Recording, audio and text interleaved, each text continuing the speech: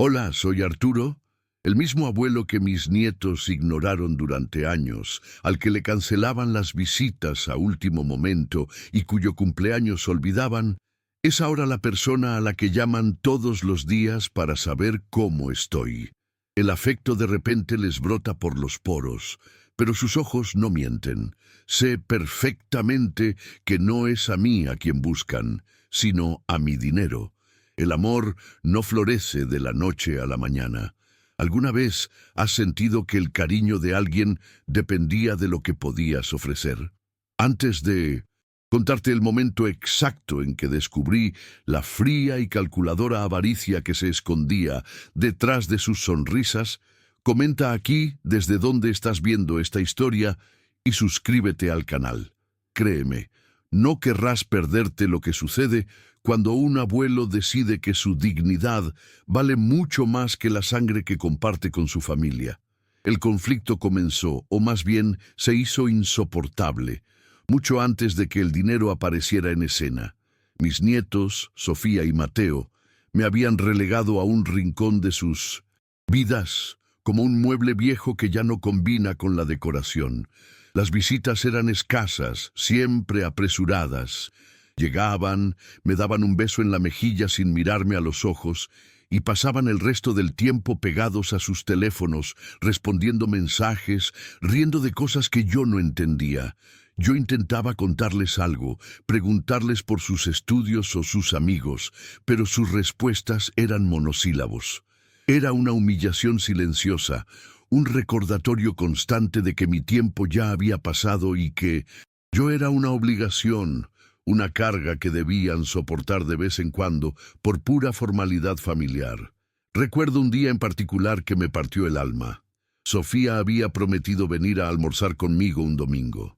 Preparé su plato favorito, estofado de ternera, como lo hacía su abuela Elena. La esperé toda la mañana con la mesa puesta. Pasó el mediodía, la 1, las 2. La llamé y no contestó. Más tarde, mi hijo me dijo que había tenido un compromiso de último minuto con sus amigas. Esa misma noche, mientras ordenaba la cocina, escuché por casualidad una llamada que ella tenía en altavoz con una amiga. La oí decir, entre risas, «Ay, no, amiga, imposible. ¿Ir a casa de mi abuelo? ¡Qué pereza! Es como perder todo el día para escuchar las mismas historias de siempre». Sentí como si una daga helada me atravesara el pecho. No era olvido, era desprecio. Mis días transcurrían en una soledad casi absoluta dentro de este apartamento. Un lugar que antes rebosaba de vida y ahora solo guardaba ecos. Me levantaba, leía el periódico de principio a fin, cuidaba mis pocas plantas en el balcón y repasaba mentalmente los recuerdos de mi vida con Elena. Cada objeto en esta casa tiene su historia. Cada rincón fue testigo de risas y sacrificios. Sacrificamos nuestros propios sueños para que a nuestros hijos y luego a nuestros nietos no les faltara nada. Ver todo ese esfuerzo convertido en indiferencia era un dolor sordo y constante.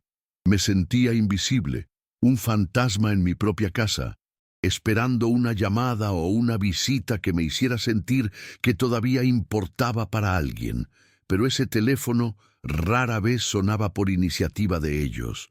Ellos, inmersos en su mundo digital de apariencias y gratificación instantánea, me veían como una reliquia.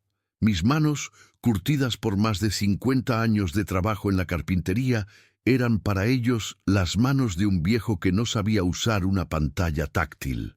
Mis historias sobre cómo construí los muebles de su propia casa con mis manos eran, para ellos, repetitivas y aburridas.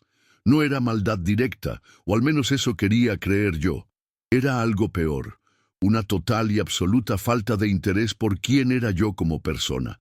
Para ellos, yo no tenía nada que ofrecerles en su mundo de filtros de Instagram y ambiciones materiales. Era simplemente el abuelo, una figura decorativa que existía en el fondo de sus vidas ajetreadas. Y de repente, todo cambió. De un día para otro, mi teléfono no paraba de sonar.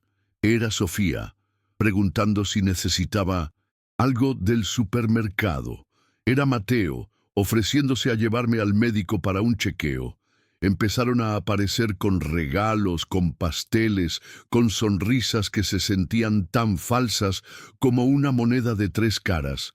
Me llamaban abuelito querido y me abrazaban con una fuerza que nunca antes habían demostrado. Yo les seguía la corriente, asentía, sonreía y les agradecía, pero por dentro una ira fría y una tristeza profunda se apoderaban de mí. Sabía que su repentino amor no era un milagro, sino una actuación, y yo, en mi silencio, había decidido convertirme en el espectador principal de su obra, esperando pacientemente el momento de bajar el telón. La verdad detrás de su repentino interés tardó poco en revelarse, aunque yo ya lo sospechaba. Todo comenzó una tarde cuando Mateo apareció sin avisar, con la excusa de que su padre le había pedido buscar unos papeles viejos de la casa. Mientras yo iba a la cocina a prepararle un café, como siempre hacía, lo dejé solo en el salón por apenas 5 minutos. Sobre la mesita del centro, entre el periódico y mis gafas de leer, había dejado una carta del banco que había llegado esa misma mañana. Era la notificación oficial del traspaso de la herencia de mi hermano. No le di importancia.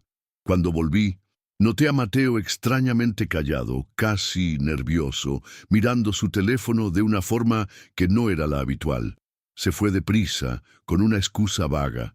En ese momento no até cabos, pero ahora sé que esos 5 minutos fueron suficientes para que fotografiara mi nueva realidad y se la enviara a su hermana.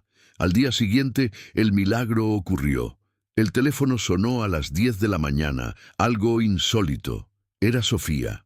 Su voz, normalmente distante y apresurada, sonaba dulce, casi melosa. Me preguntó cómo había dormido, si me dolía la espalda, si había desayunado bien. Cada pregunta era una puñalada de falsedad. Yo respondía con monosílabos, bien, sí, todo en orden, mientras mi mente solo podía reproducir el eco de su risa burlona en aquella llamada con su amiga. La escuchaba hablar de su día, de sus planes, y por primera vez en mucho tiempo fingía interés en los míos. Me invitó a almorzar el próximo domingo, asegurando que cancelaría cualquier cosa por mí. Colgué el teléfono y un silencio pesado llenó el apartamento. No sentí alegría, sentí náuseas. El precio de su afecto acababa de ser tasado, y yo era el único que sabía el importe exacto. Mateo no tardó en unirse al acto. Apareció esa misma tarde con una bolsa de pasteles de nuestra panadería favorita, la que no pisaba conmigo desde que era un niño. Se sentó en el sofá, donde antes apenas se detenía, y comenzó a hacerme preguntas sobre mi juventud, sobre el taller de carpintería, las mismas historias que antes le provocaban bostezos. Su actuación era menos sutil que la de su hermana. Me miraba con unos ojos ansiosos, como un depredador que estudia a su presa, intentando calcular el momento justo para atacar. Se ofreció a llevarme en su coche a hacer los recados, a vintage, revisar las facturas, a ayudarme con las cosas de mayores. Era una ofensa envuelta en un gesto de amabilidad. Yo, que he levantado vigas de madera más pesadas que él, ahora era tratado como un inválido desvalido. La humillación alcanzó un nuevo nivel cuando Sofía empezó a usarme como un accesorio para sus redes sociales. Durante una de sus visitas, insistió en que nos hiciéramos una foto juntos. Me abrazó con una fuerza que me pareció plástica, forzó una sonrisa en mi rostro y capturó el momento con su teléfono reluciente. Horas más tarde, mi hijo, ajeno a todo, me mostró la publicación con orgullo. Allí estaba yo, con mi cara de desconcierto y una leyenda que decía: «No hay nada como el amor de un abuelo. Agradecida por cada momento a tu lado, amor de abuelo, familia es todo». Sentí una rabia fría recorrer mi cuerpo. Me había convertido en un objeto, en una herramienta para construir una imagen de chica buena y familiar que no se correspondía en absoluto con la realidad. Era una Mentira pública que pisoteaba mis sentimientos privados. Luego vinieron los regalos. No eran detalles pensados, sino demostraciones de poder adquisitivo futuro. Mateo me trajo un reloj carísimo, con una esfera llena de complicaciones que yo jamás entendería ni necesitaría. Sofía apareció con un altavoz inteligente, de esos que te hablan, y pasó una hora intentando enseñarme a usarlo, con una paciencia fingida que me irritaba profundamente. Yo agradecía con una sonrisa cansada, colocaba los objetos en un rincón donde no me estorbaran y volvía a mi rutina. Esos regalos no eran para mí, eran una inversión, eran un pago por adelantado, una forma de marcar su territorio sobre una fortuna que ya consideraban suya. No veían a un abuelo, veían una caja fuerte andante y se aseguraban de tener la combinación correcta. Poco a poco, las conversaciones empezaron a incluir sutiles lamentos sobre sus finanzas. Sofía mencionaba lo mucho que le costaría cambiar su coche, que ya no era adecuado para su imagen. Mateo hablaba de oportunidades de inversión que se le escapaban por falta de capital inicial. Lanzaban sus anzuelos al aire esperando que yo picara, pero yo me mantenía en silencio, observando. Les servía más café, les preguntaba por sus amigos, desviaba el tema con alguna anécdota del pasado. Mi silencio los desconcertaba. Podía ver la frustración creciendo en sus ojos, la impaciencia por no obtener la reacción que esperaban. Cada día que pasaba sin que yo mencionara el dinero, su amabilidad se volvía un poco más tensa, sus sonrisas un poco más forzadas. El teatro se estaba volviendo agotador para ellos. Una noche, después de que se fueran, me quedé sentado en mi sillón en la oscuridad, mirando la foto de Elena en la repisa. Era la única que me miraba con amor verdadero en toda la casa. Le hablé en susurros, como si pudiera escucharme. ¿Ves esto, mi vida? ¿Ves en lo que se han convertido? Sentí una tristeza inmensa, no por el dinero, sino por ellos, por la pobreza de espíritu que los llevaba a actuar de esa manera. Habían heredado los rasgos de su abuela, su sonrisa, el color de sus ojos, pero se habían olvidado de lo más importante, su corazón. En ese momento, la tristeza dio paso a una extraña calma, a una resolución de acero. No iba a permitir que su codicia manchara el legado de una vida de trabajo honesto y amor genuino. El telón de su obra caería, pero sería yo quien decidiera cuándo y cómo. La rutina de su afecto se volvió predecible, casi asfixiante. Sofía, en su afán por demostrar una cercanía que nunca había existido, decidió que mi apartamento necesitaba un toque moderno. Un día apareció con una lámpara de pie, de esas de diseño minimalista que parecen una escultura de metal retorcido. La instaló en un rincón del salón, desplazando la vieja mecedora donde Elena solía sentarse a tejer. No combinaba con nada, pero según ella, le daba más vida al salón. Para mí, era una invasión. Era como si estuviera marcando su territorio, rediseñando mi vida a su gusto, preparándola para un futuro en el que yo ya no sería el dueño de mis propias decisiones ni de mis propios espacios. Yo solo asentí y le di las gracias, sintiendo cómo mi propio hogar se volvía un poco más ajeno cada día. Mateo, por su parte, abandonó los pasteles y pasó a una estrategia más directa, envuelta en una falsa preocupación por mi bienestar. Empezó a insistir en ayudarme con mis finanzas. Abuelo, a tu edad es fácil confundirse con las facturas y los papeles del banco. Déjame que te eche un vistazo, que te lo organice todo para que no tengas problemas, me decía con un tono condescendiente. Cada vez que venía, intentaba guiar la conversación hacia mis cuentas, mis gastos, mis ahorros. Yo me mantenía firme, con una calma que lo desquiciaba. No te preocupes, hijo. Todavía sé dónde guardo mis cosas y cómo pagar la luz. Le respondía con una sonrisa amable. Podía ver la frustración apretando su mandíbula. No buscaba ayudarme. Buscaba el mapa, del tesoro. Fue durante uno de esos intentos de organización que la primera pieza del rompecabezas cayó en su sitio, aunque no de la forma que él esperaba. Mateo estaba revisando una pila de periódicos viejos, fingiendo buscar un recorte, cuando me preguntó directamente con una falsa casualidad: «Abuelo, ¿y ese dinero fue por la venta de alguna propiedad? Es para saber si hay que declarar algo. Ya sabes, por los impuestos». Yo me quedé mirando por la ventana, como si estuviera buscando un recuerdo lejano en el cielo gris. No, hijo, fue una sorpresa de mi hermano Ricardo, el que se fue a Australia hace tantos años y del que nunca más supimos nada. Vi un destello en sus ojos. Australia. La palabra sonaba a exótico, a lejano, a mucho dinero. Se fue poco después, sin insistir más, pero yo sabía que esa información ya estaba volando por el teléfono.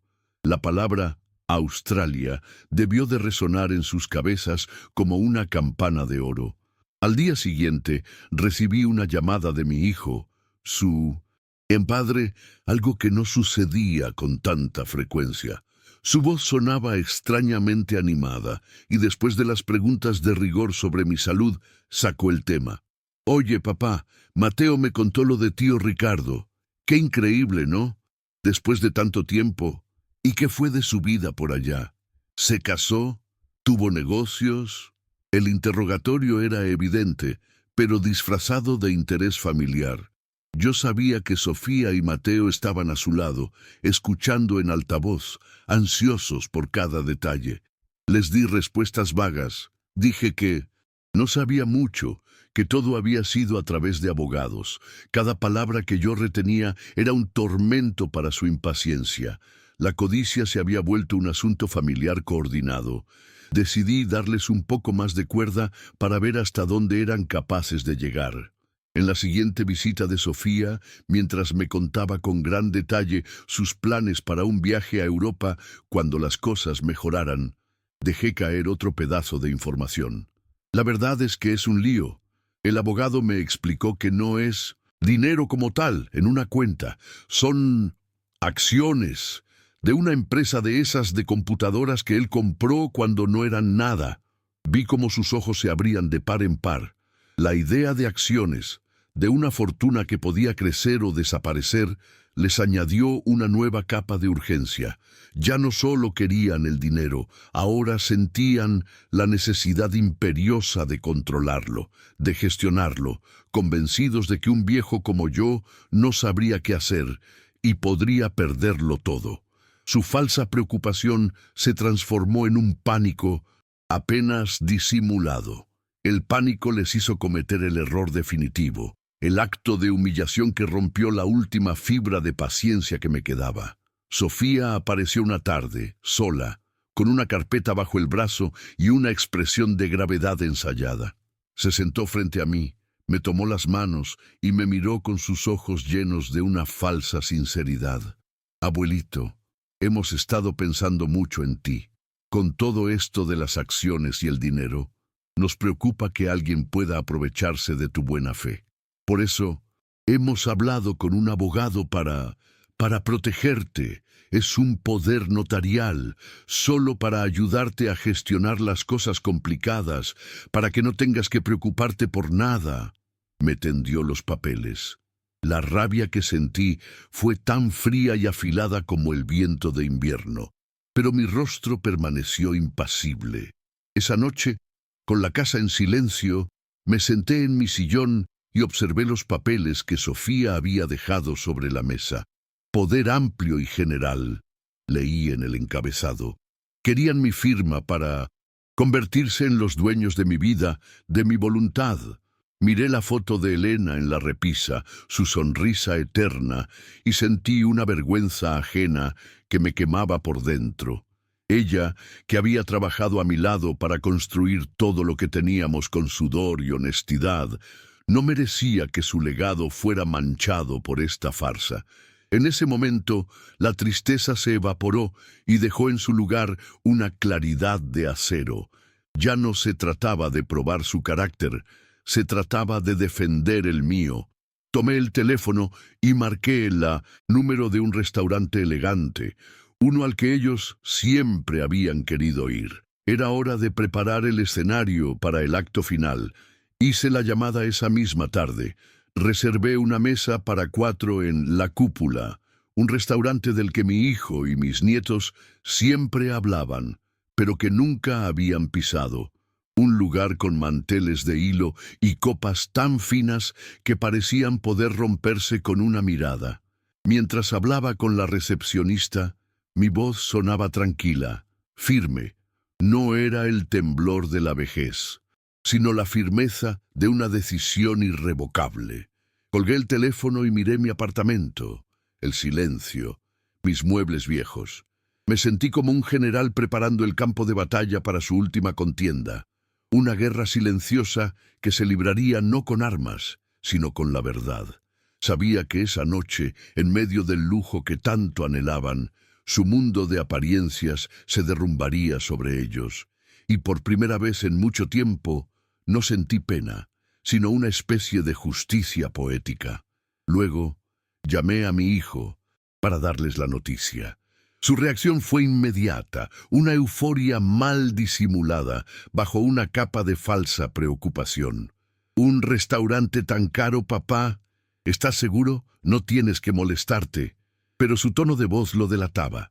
Casi podía oírlos al otro lado de la línea, a Sofía y a Mateo, celebrando en silencio, convencidos de que la gran noche había llegado, la noche en que el abuelo finalmente abriría el cofre del tesoro. Les dije que era una ocasión especial, que tenía un anuncio importante que hacer sobre mi futuro y, por extensión, el suyo. Esa frase fue el cebo perfecto. «Estaremos allí sin falta, papá. Cuenta con nosotros», dijo. Y yo supe que nada en el mundo les impediría asistir a esa cena. La codicia era una motivación más poderosa que cualquier compromiso previo que pudieran tener. El día de la cena me preparé con una calma que me sorprendió a mí mismo. Abrí mi armario y saqué mi viejo traje de lana gris, el que usaba para las bodas y los funerales. Era apropiado, pensé, ya que esa noche se celebraría ambas cosas, el funeral de la familia que creía tener y el nacimiento de mi nueva libertad. Mientras me afeitaba, me miré en el espejo y no vi al anciano frágil y solitario que ellos veían. Vi a Arturo, el carpintero, el hombre que construyó su vida con sus propias manos y que ahora iba a demoler una mentira con la misma precisión. Antes de salir, tomé los papeles del poder notarial que Sofía me había dejado. Los doblé con cuidado y los metí en el bolsillo interior de 1912. La chaqueta. Pesaban más que cualquier herramienta que hubiera empuñado en mi vida, no por el papel, sino por el peso de la traición que representaban. Llegué al restaurante 20 minutos antes de la hora acordada. Quería saborear el ambiente, sentir el terreno.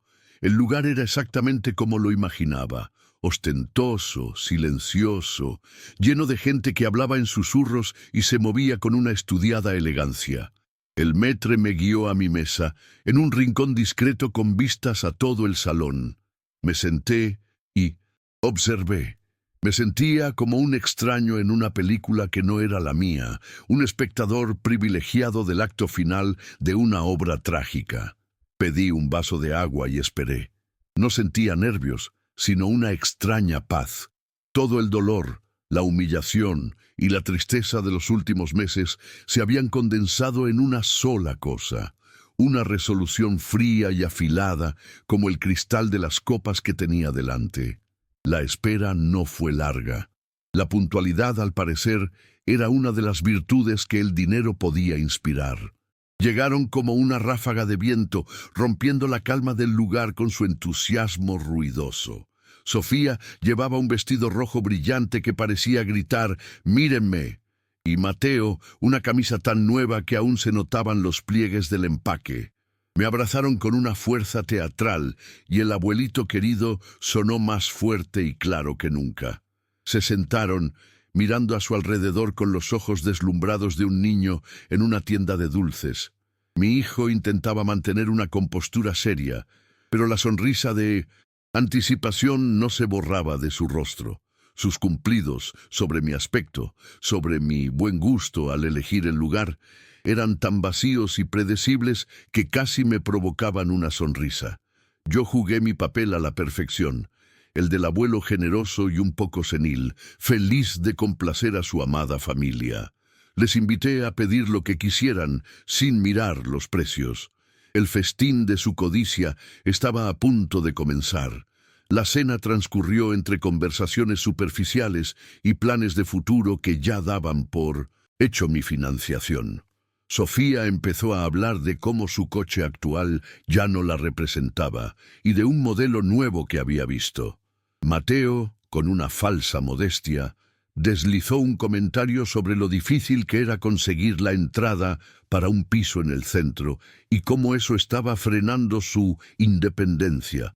Mi hijo asentía a todo, añadiendo de vez en cuando un «ya veremos qué se puede hacer», todo a su tiempo, mirándome de reojo, esperando mi reacción. Yo asentía, sonreía y pedí la botella de vino más cara de la carta. Era parte de la escenografía, un último gesto de una generosidad que ellos creían merecer. Comí poco, observando cómo devoraban cada plato, cada palabra, cada segundo de esa farsa, sin saber que era su última cena. Los postres llegaron y se fueron casi sin ser tocados. El aire en la mesa se había vuelto denso, cargado de una expectativa casi palpable. Habían agotado la cháchara y ahora solo quedaba el silencio, un silencio que gritaba la pregunta que ninguno se atrevía a formular del todo. Finalmente Sofía, la más audaz de los dos, rompió el hielo. Posó su mano sobre la mía, que descansaba sobre el mantel. Su piel estaba fría y su tacto no transmitía calor, sino urgencia. Me miró con sus grandes ojos, ensayando una expresión de ternura infinita.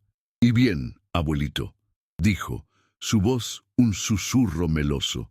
«¿Cuál es ese anuncio tan importante que querías darnos? Nos tienes en ascuas». Tomé un sorbo de agua, lentamente. Los miré a los dos, y luego a mi hijo, uno por uno. El telón estaba a punto de caer. Me tomé mi tiempo, saboreando el silencio que se había instalado. Sus tres rostros, ansiosos y expectantes, estaban fijos en mí. Dejé el vaso de agua sobre el mantel de hilo con un movimiento lento y deliberado. Mis manos, las mismas que habían lijado madera durante 50 años hasta dejarla suave como la seda, no temblaban. Sentí una calma gélida, la calma que precede a la tormenta. «Sí, tengo un anuncio importante», comencé, mi voz sonando más firme de lo que la había sentido en años. «He estado pensando mucho en mi futuro, en lo que haré con mi vida y, por supuesto, con el dinero que he heredado. Sé que es un tema que os interesa mucho». La palabra «dinero» pareció encender una luz en sus ojos, una codicia tan pura y desnuda que era casi infantil. Se inclinaron hacia adelante, como si no quisieran perderse ni una sílaba de la sentencia que creían que los haría ricos. Saqué del bolsillo interior de mi chaqueta los papeles que Sofía me había dejado, el poder notarial. Los desdoblé con parsimonia y los coloqué en el centro de la mesa junto a las migas del pan. La sonrisa de Sofía titubeó por un instante. «Antes de hablar de dinero, hablemos de esto», dije, señalando el documento con el índice. «Un poder notarial, para protegerme, para ayudarme. Es curioso, Sofía, que te preocupes tanto por mi bienestar ahora. ¿Dónde estaba esta preocupación cuando olvidaste mi cumpleaños hace 2 años? O cuando cancelabas nuestros almuerzos porque te daba pereza venir a ver a tu abuelo. Recuerdo perfectamente oírte decírselo a tu amiga por teléfono. Creías que no te escuchaba, pero las paredes de mi casa son finas y mi soledad muy larga». Su rostro perdió todo el color, quedando tan pálido como el mantel. Luego me giré hacia Mateo, que miraba su plato como si contuviera la respuesta a todos los problemas del universo. «Y tú, hijo, de repente te volviste el nieto más atento del mundo. Me trajiste regalos, Te ofreciste a llevarme a todas partes. Tu interés por mis historias de la carpintería, las mismas que antes te hacían bostezar, fue conmovedor. Hice una pausa, dejando que el peso de mis palabras llenara el aire. Tu actuación fue casi perfecta, pero cometiste un error. El teatro se os vino abajo el día que viniste a mi casa a buscar unos papeles viejos y, mientras yo te preparaba un café, le sacaste una foto a una carta del banco que había sobre mi mesa. ¿Creíste que no me daría cuenta? ¿Que soy tan viejo y tan tonto que no notaría tu nerviosismo, tu prisa por irte? Ese día el amor os brotó de la nada. Saqué mi teléfono del bolsillo, un modelo antiguo y sencillo, y busqué en la galería.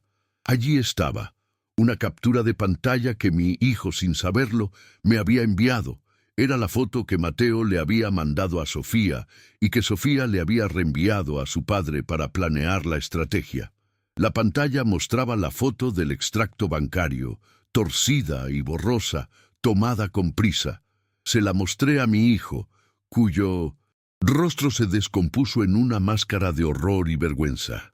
Veo que la reconoces. Esta imagen es la prueba de que vuestro repentino amor no era más que una farsa, un plan fríamente calculado para ponerme en vuestro bolsillo. No os acercasteis a mí por cariño, sino como buitres que huelen la carroña. Queríais mi firma en este papel para convertiros en los dueños de mi fortuna. El silencio que siguió fue atronador. Sofía fue la primera en reaccionar. La palidez dio paso a una ira roja y descontrolada.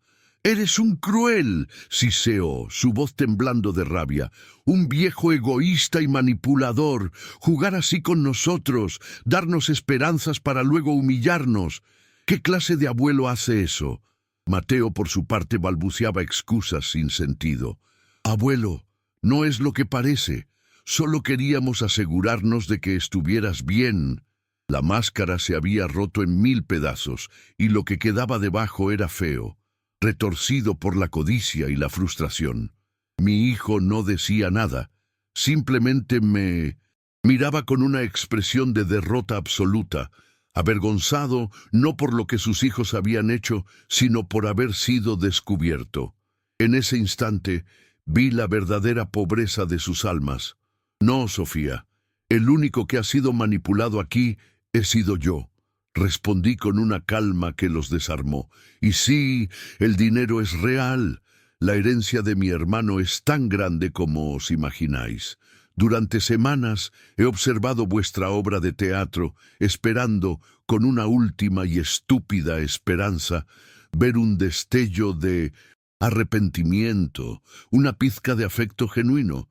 Pero no lo hubo, solo impaciencia y avaricia». Me puse de pie, mi cuerpo sintiéndose más ligero que nunca. «Esta noche me habéis demostrado que no sois dignos de mi legado, ni de mi dinero, ni de mi respeto, ni de mi apellido. La herencia que tanto anhelabais no la tocaréis jamás, ni un solo céntimo». Saqué de mi cartera varios billetes y los dejé sobre la mesa, más que suficientes para cubrir la cuenta de aquella cena opulenta. «Este es el último céntimo mío que veréis en vuestra vida. Disfrutad del postre». Los miré por última vez a los tres, sentados en medio de aquel lujo que tanto deseaban y que ahora se sentía como una jaula. Sus rostros eran un poema de incredulidad, rabia y desesperación. Di media vuelta y caminé hacia la salida sin mirar atrás. El aire frío de la noche me recibió como una caricia, como el primer aliento de una vida nueva.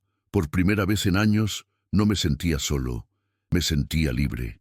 Y esa, me di cuenta, era la verdadera herencia que mi hermano me había dejado, la oportunidad de recuperar mi dignidad. Salí de aquel restaurante y el aire frío de la noche me pareció el más limpio y puro que había respirado en mi vida. Cada paso que daba, alejándome de aquella mesa, de aquellas caras descompuestas por la codicia frustrada, me hacía sentir más ligero. Ya no cargaba con el peso de la decepción ni con la obligación de mendigar un afecto que no existía. Al llegar a mi apartamento, el silencio que me recibió no era el de la soledad, sino el de la paz.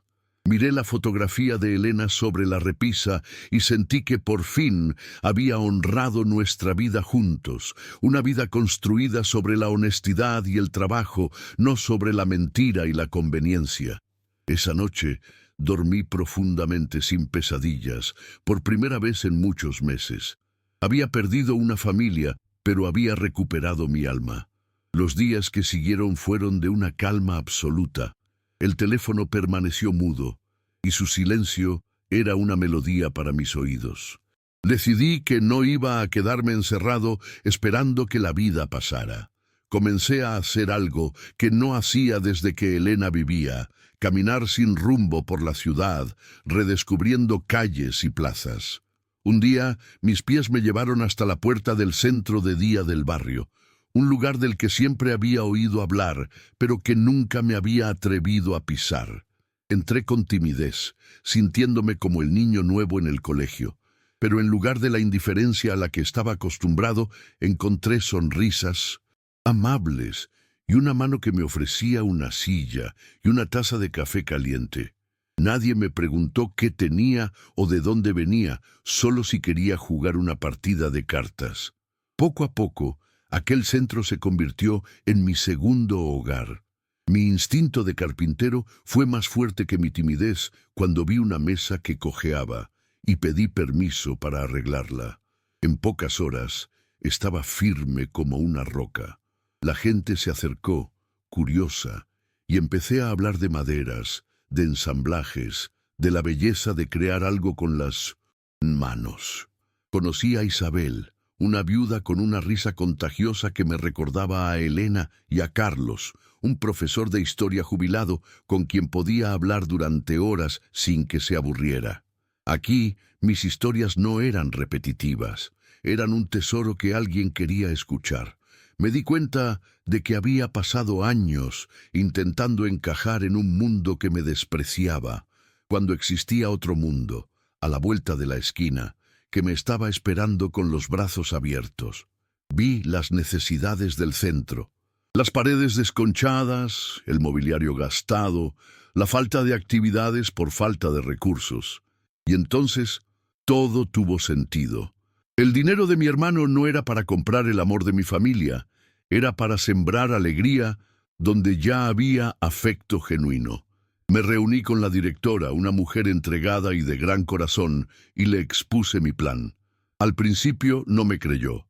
Pensó que era un viejo soñador, pero cuando mi abogado contactó con ella para formalizar una donación anónima que permitiría no solo renovar el edificio por completo, sino también ampliarlo y contratar más personal, sus lágrimas de incredulidad valieron más que todos los ceros de mi cuenta bancaria.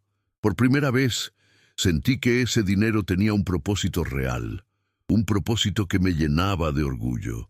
Pero no me detuve ahí. Pensé en mi oficio, en el arte que me dio todo en la vida y que mis nietos consideraban algo del pasado. Decidí crear una fundación, a la que llamé Fundación Manos que Crean.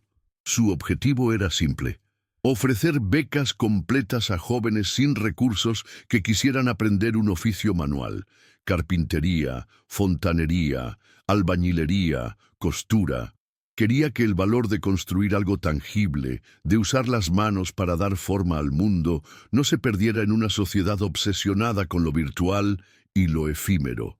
Gestionar la fundación se convirtió en mi nueva jornada laboral, una que me llenaba de una energía y un propósito que creía perdidos para siempre.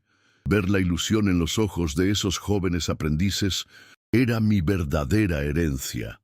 Supe, por un viejo vecino, que mi hijo y mis nietos habían vendido la casa familiar poco después de aquella noche, que las discusiones por el dinero, el poco que tenían, eran constantes, y que la relación entre ellos se había vuelto agria y resentida.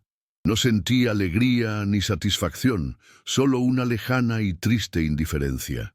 Su codicia los había llevado a un pozo del que solo ellos podían salir. Yo, mientras tanto, había encontrado mi lugar. Ya no vivo en el viejo, apartamento, sino en una pequeña casa con un jardín donde ahora cultivo mis propias verduras junto a Isabel. Mis nietos nunca más llamaron. Y la verdad, ya no espero su llamada.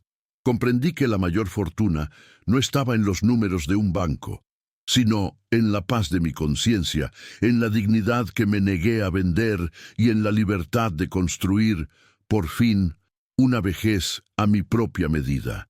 Si conoces a alguien que necesite escuchar este mensaje de autoconfianza, por favor, comparte este vídeo con esa persona.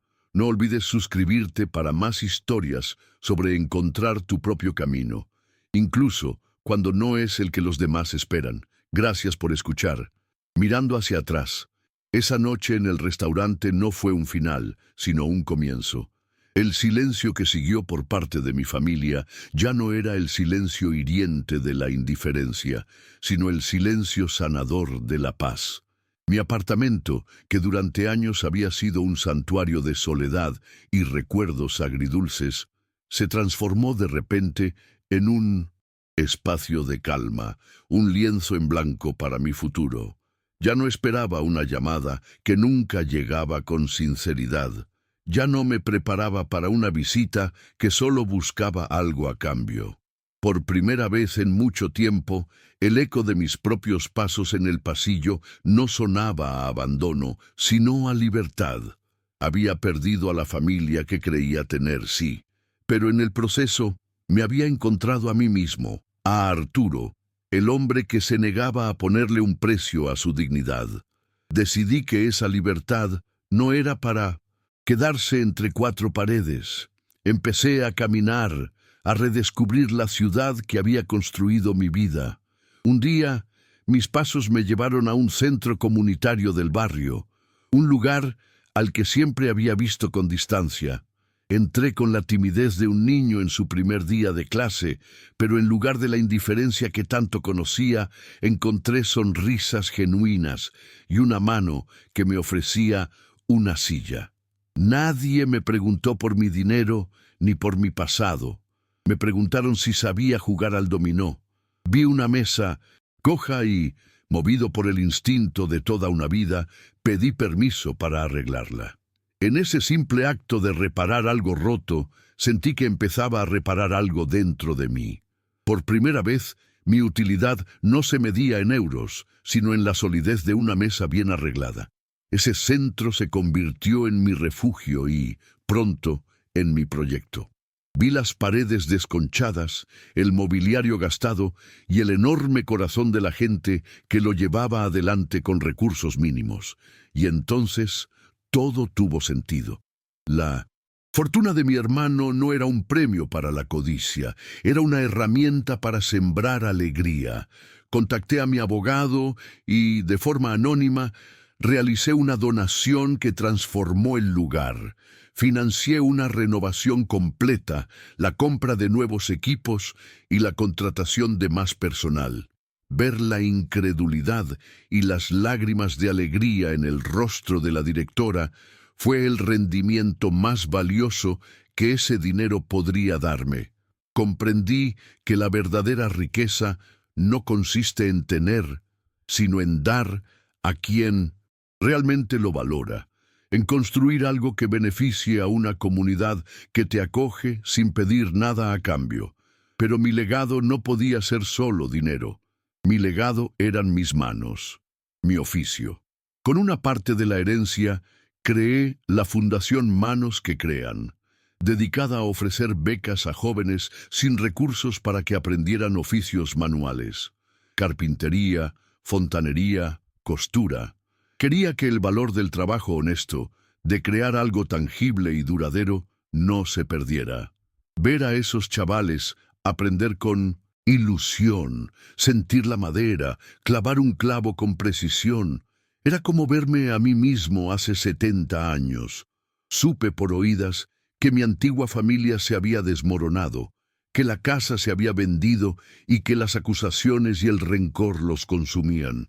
No sentí placer, solo una lejana pena.